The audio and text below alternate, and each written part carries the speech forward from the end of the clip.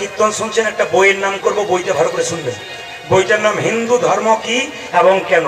বইটার লেখক হচ্ছে লোকনাথ কবিরাজ। বইটা কিনে নেবে যদি কেউ পারেন, দারুণ দারুণ তত্ত্ব পাবেন। কি 330টা তত্ত্ব পাবেন, মধ্যে দারুণ দারুণ শিক্ষা আছে। হিন্দু ধর্ম কি এবং কেন, লোকনাথ কবিরাজের লেখা। তাতে দুটো বইয়ের রেফারেন্স দিয়েছে, একটা গভীর গৃহসূত্রকার, একটা পরাশর গৃহসূত্রকার। ও মায়েরা, গভীর গৃহসূত্রকার বইতে বলছে বাচ্চার জন্মের 21 দিন পরে আতুর ঘর থেকে নিয়ে যান, নিয়ে গিয়ে যদি মন্দিরে শুয়ে মুখের মধ্যে মধু দিয়ে ভগবানকে বলতে পারেন, হে প্রভু, ছেলের মিষ্টি মিষ্টি কথা হোক, ছেলে মিষ্টি মিষ্টি কথা বলবে। কতদিন পরে বললাম? 21 দিন পর। আর পরাশর গৃহসূত্রকার বইটাতে বললো, যদি না পারো অন্নপ্রাশনের দিনে বাচ্চাকে করে করে নিয়ে যাবে মন্দিরে, পরমান্ন দেবার আগে একটু মধু দিয়ে বলবে, হে প্রভু, ছেলে যেন মিষ্টি মিষ্টি কথা বলে। দুটো জায়গা তৈরি করে দিয়ে দিলাম আপনাদের। আগামীতে আপনাদের বাচ্চা যাদের জন্ম নেবে বাড়িতে, সবাই প্রমাণ দেখে নেবেন। বই যদি শাস্ত্র ঠিক হয় তাহলে প্রমাণ দেখে নেবেন। 21 দিন পর আতুর ঘর থেকে নিয়ে গিয়ে স্নান করিয়ে মন্দিরে শুয়ে দিয়ে ভগবানের কাছে প্রার্থনা করবেন, হে প্রভু, আমার ছেলে যেন মিষ্টি মিষ্টি কথা বলে। এক। দুই কি, আপনার ছেলেকে একটা শিক্ষা দেবেন কি না, অন্নপ্রাশনের দিনে মুখে পরমান্ন দেবার আগে আপনি মুখে অন্তত একটু মধু দিয়ে বলবেন যেন মিষ্টি মিষ্টি কথা বলতে পারে। মিষ্টি কথা শুধু নয়, কৃষ্ণ কথা একটু শুনবেন আপনারা। ইস্কন মন্দিরে যারা গেছেন, এখন ইস্কন মন্দিরে একজন মহারাজ আছেন, তার নাম স্বামী জয় পতাকা। শুনেছেন? নাম শুনেছেন? স্বামী জয় পতাকা। তিনি যখন ভারতবর্ষের মাটিতে প্রথম এসেছিলেন, তাকান, তখন এরোপ্লেন থেকে নামবার সময় নিজের চটিটা তার কর্মচারীর হাতে দিয়েছিল। কেন? কর্মচারী বলল, স্যার, চটিটা আমার হাতে দিলেন কেন? ভারতবর্ষের মাটিতে নামবো, এখানে পা রাখার আগে একবার মাথাটা দেখাবো। ওটা ভারতবর্ষের মাটিতে ভগবানের জন্ম হয়েছে, ভগবানের পদধূলি আছে, আমার এত সাহস থাকবে কোথায় যেখানে আমি পাটা নামাতে পারবো? এই দিকে তাকাবেন। তিনি এসে এখনো বইতে কি বলেন? হরে কৃষ্ণ নয়, হরে কৃষ্ণ। দেখে নেবেন মায়েরা, ইংরেজরা বিদেশ থেকে এসে আমাদের ইস্কন মন্দিরে কি বলে? হরে কৃষ্ণ। কৃষ্ণ বলতে পারে না, হরে কৃষ্ণ। আশ্চর্য কি, ওরা বলতে পারে না তবু বলে, আর আমরা বলতে পারি তবু বলি না। এইটাই আশ্চর্যের ব্যাপার। আপনাদের কাছে নিবেদন রইল, সনাতন ধর্মকে টেকানোর জন্যে, হিন্দু জাতি সনাতন ধর্মকে টেকানোর জন্যে সবার কর্তব্য হবে কি, এই সন্তানটি যখন জন্ম নিল, মায়েরা কোন দিন জন্ম নিল? সরস্বতী পুজোর দিনে ভগবানের কাছে প্রার্থনা করলো, মায়ের কাছে প্রার্থনা করলো, আশীর্বাদে করো মা, আশীর্বাদে করো মা, আশীর্বাদে করো মা, আশীর্বাদে করো মা, আগে বলে করতে পারি, আশীর্বাদে করো। সরস্বতী পুজোর দিনে ছেলে জন্ম নিলে কি বলেন? ইঞ্জিনিয়ার হোক, ডাক্তার হোক, আর তিনি কি বলেন? আশীর্বাদে করো মা, আশীর্বাদী করো মা, আশীর্বাদী করো মা, আগে বলতে করতে পারি, আশীর্বাদী করো মা, সংস্কৃতন গাইতে পারে, আশীর্বাদী করো মা, আশীর্বাদী করো মা, সংস্কৃতন গাইতে পারে, হরি হরি হরি হরি হরি হরি হরি হরি হরি হরি হরি হরি হরি হরি হরি, আশীর্বাদী করো মা,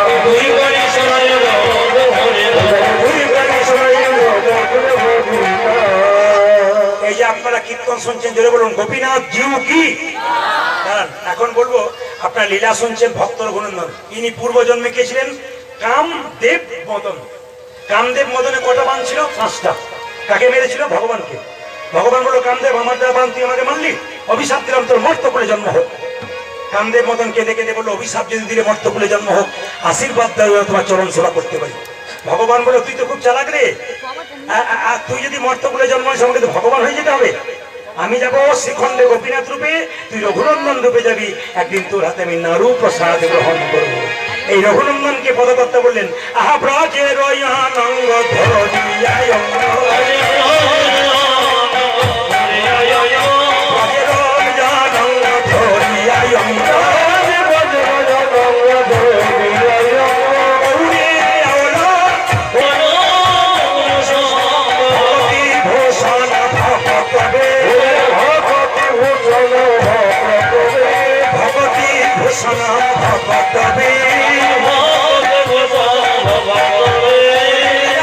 মহিলা আপন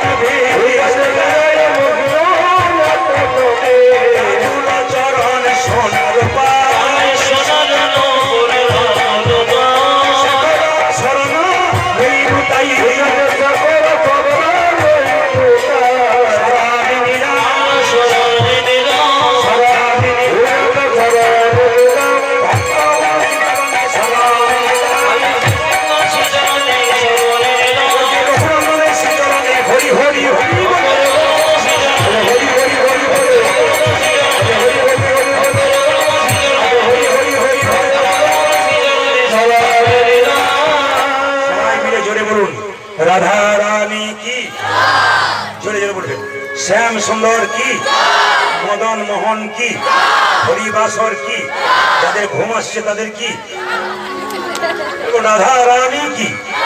আচ্ছা বাবা কিছু মনে করবেন না, রঘুনন্দন জন্ম নিল কোন দিন বলুন? সরস্বতী দিন।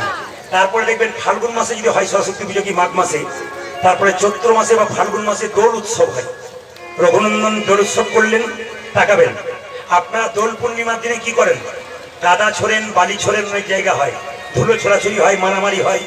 কিন্তু সবচাইতে লজ্জার ব্যাপার, দোল পূর্ণিমা তিথিতে মহাপ্রভু এসছেন, ওই দিন বাড়িতে মাছ মাংস ঢোকাবেন না। বাদ সবাইকে বলে দিলাম, রং খেলার দিনে দোল পূর্ণিমার দিনে কেউ বাড়িতে মাছ মাংস ঢোকাতে দেবেন না। মায়েরা যদি ধন্য হন তবে ঢোকাতে দেবেন না। কোনো ছেলেকে নেশা করতে দেবেন না। বারবার বলে দিলাম, ওই দিন ভগবানের জন্মদিন, যদি ওই দিন আপনারা ওই কাজটা করেন, ভগবান আপনাকে জীবনে কোনোদিন ক্ষমা করবেন না। সবার কাছে নিবেদন রইল, দোল পূর্ণিমার দিন মায়েরা ওই দিন আপনারা আবির খেলেন না। ওই আবির খেলাটা শুরু হলো কোথা থেকে একটু তাকান। রাধারান কৃষ্ণ কোলে আছে যশোমতীর, যশোমতী জিজ্ঞেস করছে যে কৃষ্ণ তুই মন খারাপ করে বসে আছিস কেন? কৃষ্ণ বলল, মা রাধা দেখতে সাদা, আমি কালো, রাধা এত সুন্দর দেখতে, আমার খুব খারাপ লাগে। তখন কৃষ্ণকে তার মা বলল, আবির রং হাতে নিয়ে গিয়ে রাধারানীর মুখে মাখিয়ে দে, দেখবি রাধারানীর মুখটাও অন্যরকম হয়ে যাবে। কৃষ্ণ কি করলো? মায়ের কোল থেকে গিয়ে রাধারানীর মুখে আবির রংটা লাগিয়ে দিল। সেই দিন থেকে কিন্তু আবির খেলা শুরু হয়ে গেল। মায়েরা আবির দেবেন ভগবানকে কিভাবে? রাধারানীর চরণে আবির দেবেন, কৃষ্ণের চরণে আবির দেবেন।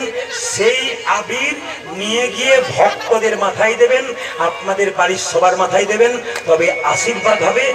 আবির ছোড়াছড়ি নয়, আবির নিয়ে মারামারি নয়, আবির ভক্তিতে দেবেন, আবির প্রেমে দেবেন, তবে প্রেমিক ভগবান আপনাকে কৃপা করে দেবে। এই দিকে দেখাবেন, এইদিকে হোলিকা উৎসব আসতে। দোল পূর্ণিমার আরেক নাম হোলিকা উৎসব। বাবা শুনেনি, হোলি নামটা হলো কেন? ভক্ত প্রহ্লাদকে যখন তার বাবা বারবার মারবার চেষ্টা করলো, কোনো মতেই মারতে পারলো না, তখন হোলিকা ছিল ভক্ত প্রহ্লাদের পিসি, হিরণ্যকশিপুর বোন। সঙ্গে সঙ্গে হোলিকা একটা আশীর্বাদ পেয়েছিল ব্রহ্মার কাছে, যে তুমি যদি আগুনে ঢুকে যাও তুমি কোনোদিন জীবনে পুড়বে না। এই আশীর্বাদ পেয়ে হোলিকা কি করেছে? ভক্ত প্রহ্লাদকে নিয়ে আগুনে ঢুকে গেল, যাতে ভক্ত প্রহ্লাদ মরে যায়, আমি বেঁচে যাই। কিন্তু উল্টো হয়ে গেল, ভক্ত প্রহ্লাদ বেঁচে গেল, হোলিকা মরে গেল। এই জন্যে হোলিকা দহন করা হয়। চাচর চাচর বুড়ি পোড়ানো হোলিকা দহন। কেন? হোলিকার মূর্তি তৈরি করে অনেক জায়গায় দহন করে, ওটার নাম হলো হোলি উৎসব। ওই জন্য আপনাদের কাছে নিবেদন রইল, আগামী হোলি উৎসব আসছে, সবাই মিলে প্রেম সে মাথায় কাপড় দিয়ে বসুন, ছোট্ট রঘুনন্দন নাড়ু খাওয়াবে, সবাই দর্শন করুন। সবাই লক্ষ্য করুন, ছোট্ট ছেলেটা তার বাবার কাছে বসে আছে, আর বাবা মুকুন্দ সরকার গোপীনাথকে নাড়ু খাওয়াচ্ছে সবাই। এরপর আপনারা প্রসাদ পাবেন, সবাই দর্শন করুন, গুরু ধরে দেবেন। মামা অন্তরা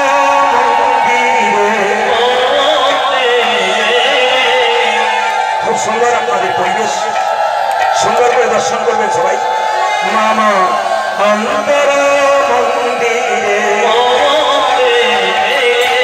জাগো জাগো মগন কৃষ্ণ গোপাল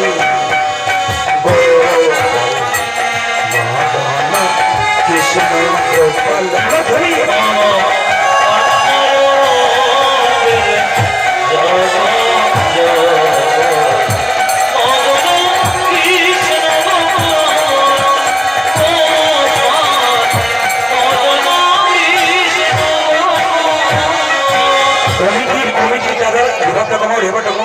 কমিটির দাদাদের কাছে নিবেদন রইল, যদি বাতাসা থাকে 2-4 কেজি এখানে এখনই দিয়ে যান। মামা অন্তরা মন্দিরে জাগো জাগো কৃষ্ণ গোপাল কৃষ্ণ গোপাল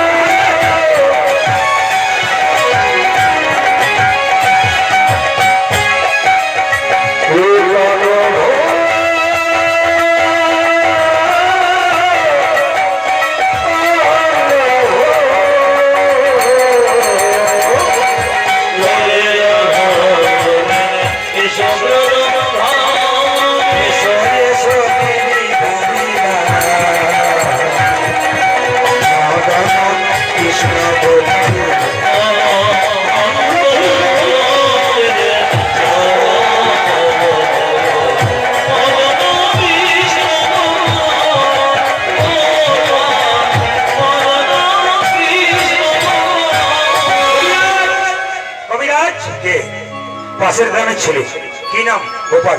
এই, এই, এই, এই, কি হয়েছে রে? আমার বাবার শরীর খারাপ, একবার চলো। তুমি চিকিৎসা না করলে বাবা মরে যাবে। দাঁড়া, গোপীনাথ একটা পায়ে তুলসী পত্র দিয়েছে, একটা পায়ে দেবো, তুই পিছু ডাকলি, একটু পরে যাবো। জীব সেবা আগে না শিব সেবা আগে, বলো? বেশ বেশ, যাবো রে বাবা। আমার মা মরে গেছে, আমার বাবা একা আছে, তুমি না গেলে বাবা যদি মরে যায় পৃথিবীতে কেউ নাই। রঘুনন্দনকে বলো, রঘু তুই আজকে পুজোটা কর। মুকুন্দ সরকার বলো, পুজো তুই কর। রঘু বললো, বাবা আমি মন্ত্র জানি না। কি বললি? মন্ত্র, মন্ত্র, মন্ত্র।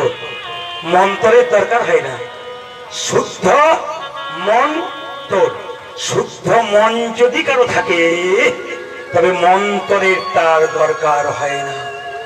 বাবা গেল চিকিৎসা করতে, ছোট্ট রঘু মন্দিরে পুজো করবে। তার আগে আপনাদের 3টে প্রশ্নের উত্তর দিয়ে যায়। জেনে বলুন, রাধা রানী কি? প্রথম প্রশ্ন, রাস্তায় 4 চাকা নিয়ে যাচ্ছেন, হঠাৎ বিড়ালে রাস্তা কেটে দিয়েছে, আপনারা কি করেন? জোরে বলুন, আজকে শিখিয়ে দিয়ে যায়। টিপস, টিপস, এগুলো একটা করে শিক্ষামূলক টিপস, ধর্মীয় টিপস, শুনবেন ভালো করে। মায়েরা, আপনারা গাড়িতে যাচ্ছেন 4 চাকাতে, সামনে একটা বিড়াল পেরিয়ে গেল, কি করবেন? গাড়ি দাঁড় করাবেন না চলে যাবেন? জোরে বলুন। দাঁড় করাবেন। ইউটিউবের মাধ্যমে কিছু মানুষ, এই কথাগুলো আমরা বলি বলে, কীর্তন জগতে কিছু আছে, নাম করছি না, পেছনে লাগবার জন্য কি বলে বলুন তো, এগুলো কি কোনো কথা হলো? বিড়াল পেরোলো তো কি হলো? একবার বাজে মার খালো, বাজে মার খালো। বিড়াল ছাগল পেরোলে আমরা দাঁড়াই না, কুকুর পেরোলে দাঁড়াই না, শিয়াল পেরোলে দাঁড়াই না, বিড়াল পেরোলে দাঁড়াই কেন? বিড়াল কিন্তু বিপদের সংকেত আগে থেকে জানিয়ে দিতে তাকাবেন এদিকে, বিড়াল জানিয়ে দিতে পারে। ড্রাইভাররা যারা গাড়ি চালায় ইউটিউবের মাধ্যমে শুনবে এই কথাটি, লিখিত কথা একবারে প্রমাণ্য। কি? গাড়ি চালাতে চালাতে যদি বিড়াল পেরিয়ে গেল, আপনাদের সরিষাহাট থেকে আমি কীর্তন করে, যেদিন মোদী সরকার 2000 টাকা নোট চেঞ্জ করেছে, মানে প্রকাশ করেছে, সেই দিন আমি যাচ্ছিলাম, আমার ড্রাইভার ছিল, সে পুলিশের গাড়ি চালাতো, খুব একটা মানামানি ছিল না। সে হঠাৎ যেতে যেতে একটা কালো বিড়াল পেরিয়ে গেল, ঠিক সরিষাহাট পেরোলাম তখন। আবার যেই না সিরাকল পেরিয়েছি, আবার একটা পেরোলো, বললাম ভাই দাঁড়ো, একটু থেমে যাও না, তারপর যাবে। কিচ্ছু হবে না, কোনো অসুবিধা নেই, চলুন। আবার যেই না আমি দানকুনি পেরিয়েছি, আবার দেখতে পেলাম কালো বিড়াল পেরিয়ে গেল। চমকে যাবেন।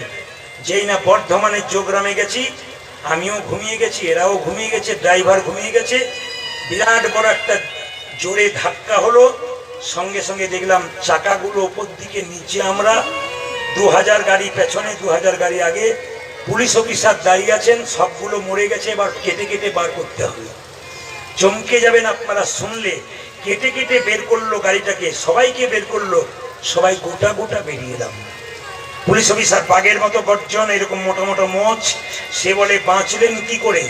গীতাটাকে বের করে বললাম, স্যার এইটার জন্যই বেঁচে গেলাম। বেশ, আপনার গাড়িটা টেনে নিয়ে যাবো, 10,000 টাকা লাগবে, আপনি এখন হসপিটালে যান, যদি কোথাও আঘাত হয়েছে পরীক্ষা হবে। আমার এখান থেকে রক্ত বেরোচ্ছিল, ঠোঁটটা কেটে গেছে, এদেরও কিছু কিছু জায়গায় লেগেছিল, কিন্তু যখন টেস্ট করা হলো তখন দেখলো কারো কোনো জায়গায় ফাটাফাটি হয়নি, সুন্দর দেহের কোনো পরিবর্তন হয় নাই। অথচ আমরা যখন টেস্ট করাচ্ছি তখন ওখানে একজন আমাদের সামনে গল্প করছে যে একটা বিরাট অ্যাক্সিডেন্ট হাইওয়ে রোডে হয়ে গেছে, মনে হয় একটাও বেঁচে নেই, অথচ সেইগুলোই আমরা দাঁড়িয়ে আছি ওর সামনে। অবাক ব্যাপার মায়েরা। এই জন্যে বলে রাখি, কারো কথা শুনবেন না, কিছু প্রাচীন মানুষের কথা আছে, শুনতে হয়। বয়স্ক বাবারা যারা আছেন, বাড়িতে থাকতে থাকতে ছেলেদেরকে অনেক ভালো ভালো শিক্ষা দেয়, এগুলো পূর্বপুরুষদের প্রাচীন কথা, এগুলো ওদের কথা শুনতে হয়, মানতে হয়, ওনাদের অভিজ্ঞতাকে সম্মান দিতে হয়। এগুলো সম্মান না দিলে বিপদে আমাদের পড়তে হয়। এই জন্য বয়স্কদের কথা প্রথমেই শুনতে হয়। তাকাবেন, বিড়াল পেরিয়ে গেলে লিখিত আছে, যদি গাড়ির ভেতরে থাকেন 3 বার এই মন্ত্র ভজন করুন, জয় নরসিংহদেব, জয় নরসিংহদেব, জয় নরসিংহদেব। গাড়িটাকে দাঁড় করিয়ে 3 বার নরসিংহদেবের নাম করে আপনি গাড়ি ছাড়ুন, বিপদ নেই। 2, অনেকে দেখবেন রাত্রিবেলায় দুঃস্বপ্ন দেখে। অনেক মায়ের আমার কাছে আসে, আমার বাচ্চা রাত্রিবেলায় ভয় খায়, চমকে যায়, কাঁদে, আমিও রাত্রিবেলায় ভয় খাই, আমার স্বামীও খায়, কি ব্যাপার বলুন তো? তাহলে কি কিছু হয়ে গেল নাকি? না, এতেও শাস্ত্রে লিখিত আছে। কি?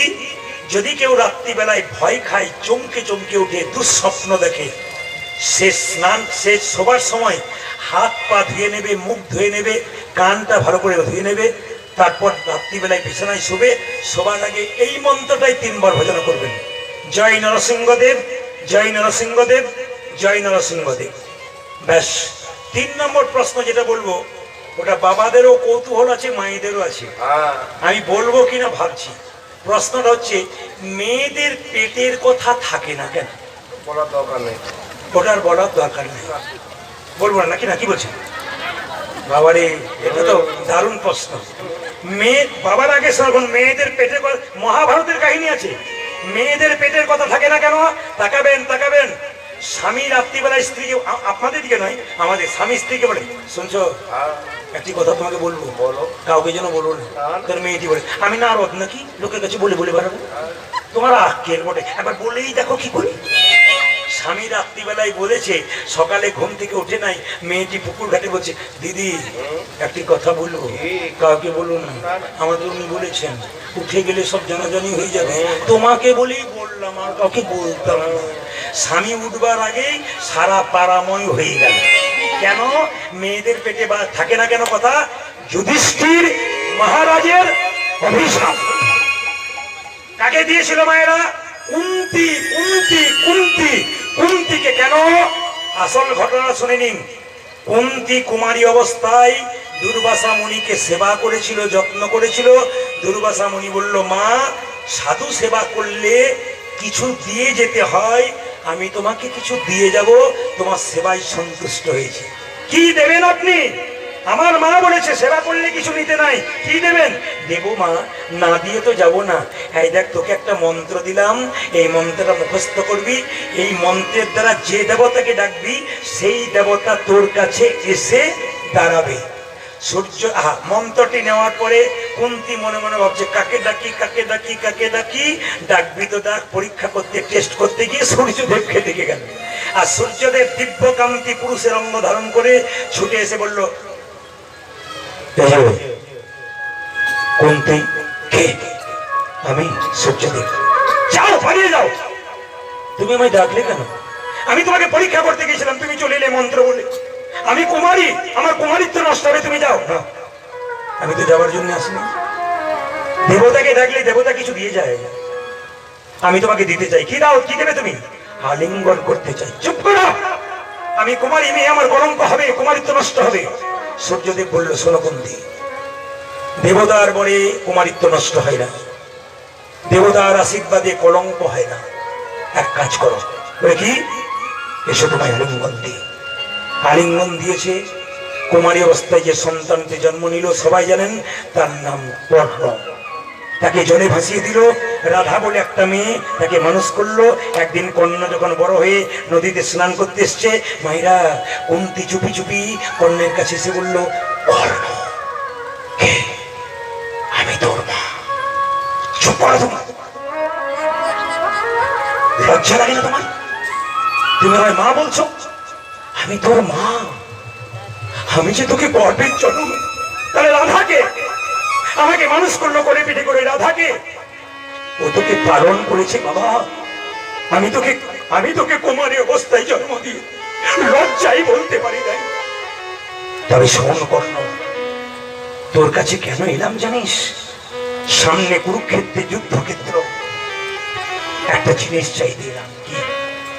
কথা দিয়ে আমার কাছে, আমার 5টা ছেলে যেন যুদ্ধে বেঁচে থাকে।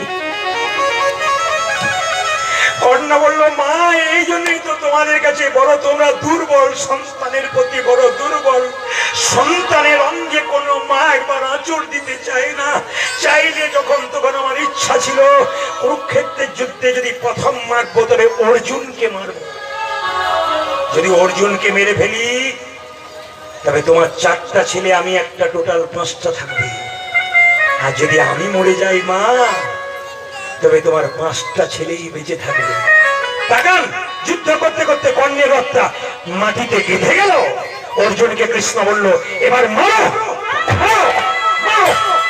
কর্ণকে মারো। কর্ণ মৃত্যুর সঙ্গে মাটিতে ঢলে পড়ল। যতই হোক মা তো, কুন্তি ছুটে গিয়ে বলে উঠল, করুণা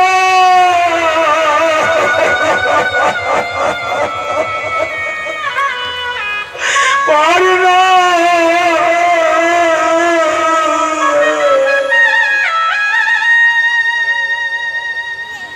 যুধিষ্ঠির মহারাজ বললে, তুমি কি করছো মা?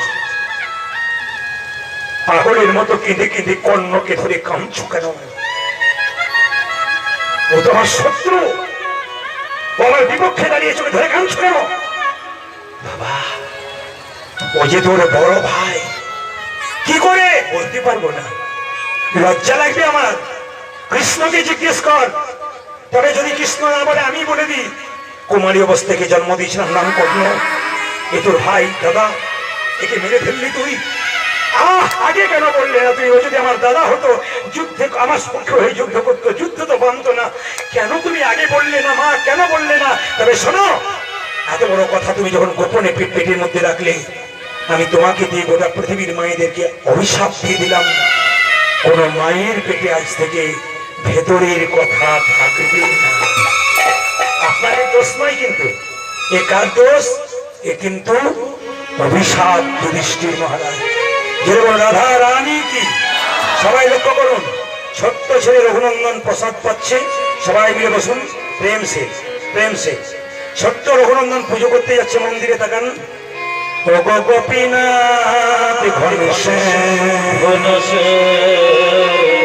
সবাই এই জায়গাটি দর্শন করবেন। যে যেখানে দাঁড়িয়ে আছেন, যে যেখানে বসে আছেন, এত অগণিত ভক্ত বসে আছেন, আপনারা সবাই দর্শন করবেন এই জায়গাটি। ছোট্ট রঘু 5 বছর বয়সে গোপীনাথকে পুজো করছে, তার বাবা চিকিৎসা করতে গেছে। গোপীনাথ ঘনশ্যাম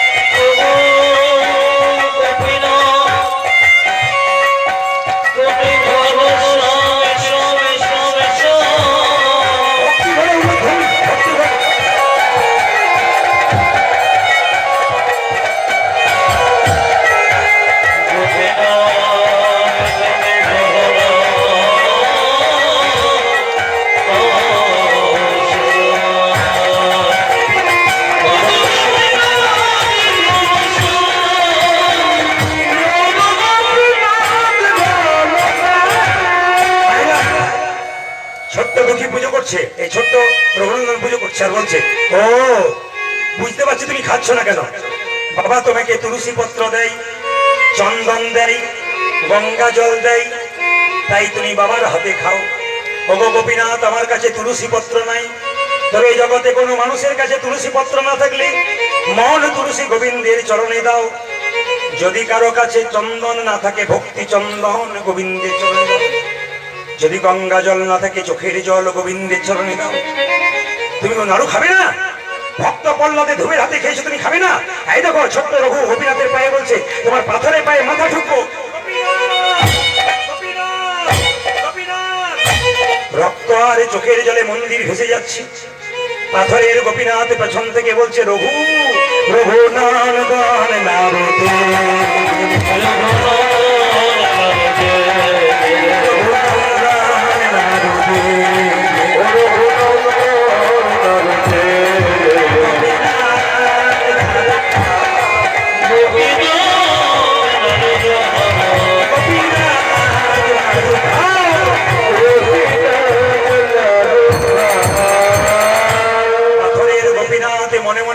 রঘুরে, লোকে আমায় সোনার থালাই রূপোর থালাই পায়েস দেয়, তোর মতো এমন করে রক্ত আর চোখের জলে ভেসে কেউ আমায় ডাকে না।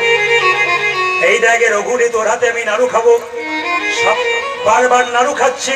এখন তুমি যদি এত নাড়ু খাও, বাবা এসে বলবে প্রসাদ কই, তখন কি বলবো? এত নাড়ু খাচ্ছ কেন? বাবার হাতে এত নাড়ু খাও না। ছোট্ট গোপীনাথ বলছে, শোন রঘু, তোর হাতে এত খাচ্ছি, বাবার হাতে খাই না কেন? সবাই আমায় ডাকে রে রঘু, তোর মতো এমন করে চোখের জলে ভেসে কেউ ডাকে, চোখের জলে ভেসে কেউ ডাকে, চোখের জলে ভেসে কেউ ডাকে, চোখের জলে ভেসে কেউ ডাকে,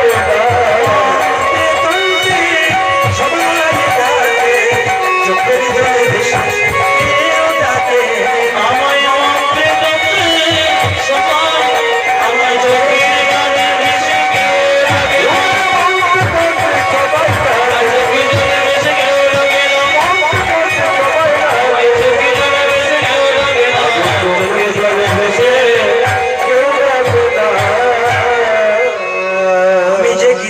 প্রতিজ্ঞা করেছি, পত্রং পুষ্পং ফলং তয়ং জমি ভক্তা ব্রজচ্ছতি তদহাম পরিহিতমস্মানি প্রদাতে মম। মায়েরা, ভগবান নিজের মুখে বলছে, যদি কেউ ফুল দেয় আমি খুশি হই, ফুল না পেয়ে যদি কেউ পাতা দেয় তাতেও খুশি হই, পাতা না পেয়ে কেউ যদি জল দেয় তাতেও খুশি হই। আমি যে গীতাতে আরো প্রতিজ্ঞা করেছি, যে যথামাং প্রপদ্যন্তে তংস্ততৈব ভজাম্যহম মমাবৎমানুবর্তন্তে মনুষ্য পার্থ সর্বস্ব। যে আমায় যেমন ভাবে ভালোবাসে রে রঘু, আমি তাকে তেমন ভাবে ভালোবাসি। তুই চোখের জলে ভেসে এতগুলো নাড়ু খাওয়ালি, এতদিন আমায় সবাই ডাকে, তোর মতো চোখের জলে ভেসে কেউ ডাকে না রে, কেউ ডাকে না রে। ভাইরা, যে যেখানে বসে আছেন, শেষ তত্ত্বটুকু আপনাদের বলে যাই। আপনারা জানেন, শুধু ছোট করে বলি, অপরের অমঙ্গল করলে নিজের হয়, অপরের মঙ্গল করলে নিজের মঙ্গল হয়। ধীরে প্রমাণ দেখে নিন আপনারা সবাই। মায়েরা, কৃষ্ণের পিসির ছেলের নাম কি ছিল? শিশুপাল। তার যখন জন্ম হয়েছিল কটা চোখ হয়েছিল? 3টে। হাত কটা হয়েছিল? 4টে। সঙ্গে সঙ্গে শিশুপালের মা শিশুপালকে জঙ্গলে ফেলতে যাচ্ছিল। আকাশবাণী হলো, তোমার ছেলেকে ফিরিয়ে নিয়ে যাও। যে তোমার ছেলেকে দেখতে আসবে, যে দেখার সঙ্গে সঙ্গে একটা চোখ, 2টো হাত খসে পড়বে, জানবে তারই হাতে তোমার ছেলের মৃত্যু হবে। সবাই দেখতে এলো, কিচ্ছু হলো না। কৃষ্ণ দেখতে এলো, আর সঙ্গে সঙ্গে একটা চোখ আর 2টো হাত, ধরে 2টো হাত খসে পড়লো। সঙ্গে সঙ্গে শিশুপালের মা চিৎকার করে বলল, কৃষ্ণ, আমি তোর কে পিসি, এ তোর কে ভাই, তবে কথা দে কৃষ্ণ, শত অপরাধ করলে ক্ষমা করবি? কৃষ্ণ বলল, পিসি, আইন রাখলাম কিন্তু ফাঁক রেখে দিলাম, শত অপরাধ করলে ক্ষমা করব, 101 হলে করব না। তাকান আমার দিকে। যুধিষ্ঠির মহারাজ যখন রাজ্য যজ্ঞ করলো, কৃষ্ণকে সভাপতি করলো, সবাই মেনে নিল, একজন মানল না। শিশুপাল চিৎকার করে বলল, কে লম্পট, কে চোর, ব্রজগোপীদের বসন চুরি করে, লম্পট, ব্রজগোপীদের ননি চুরি করে, চোর। কৃষ্ণ চুপচাপ হাসছে আর বলছে, বলে যা, বলে যা, পিসির কাছে কথা দিয়েছি 100টা, তারপর দেখ 100 পেরিয়ে গেলে তোর কি হয়। 100 পেরিয়ে গেছে মা। কৃষ্ণ সুদর্শন চক্র দিয়ে শিশুপালের মস্তকটা ছেদন করে দিল, কৃষ্ণের আঙুলটা কেটে গেল। দ্রৌপদীর সামনে দাঁড়িয়েছিল, কৃষ্ণের আঙুলটা বেঁধে দিল। তাকাবেন, কৃষ্ণ বলল, দ্রৌপদী, এই যে কাপড় দিলে এইটুকু, এই কাপড় অনেক করে পাবে যেদিন তোমার বস্ত্রণ হবে। দ্রৌপদীর বস্ত্রণ হচ্ছে। দুঃশাসন চুলের মুঠি ধরে দ্রৌপদীকে রাজসভায় নিয়ে যাচ্ছে। এতজন পুরুষ মানুষ কীর্তন শুনলেন। যারা দাদা ভাইরা কীর্তন শুনছেন, সবার কাছে নিবেদন রইল, এ কথাটা কান খুলে শুনে যান।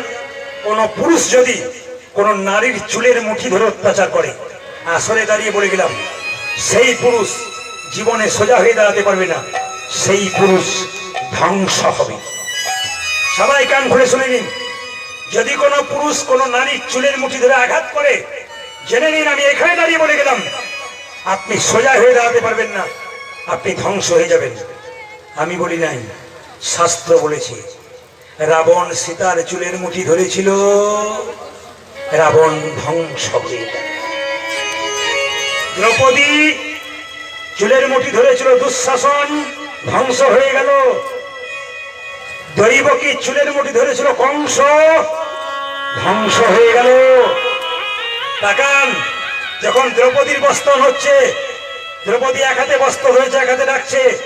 নারদমণি কৃষ্ণকে বলল, প্রভু অসহায় নারী তোমাকে ডাকছে, তুমি বসন দেবে না? দেব। পরীক্ষা নেবার জন্য প্রস্তুত, পরীক্ষা দিতে পারছে না।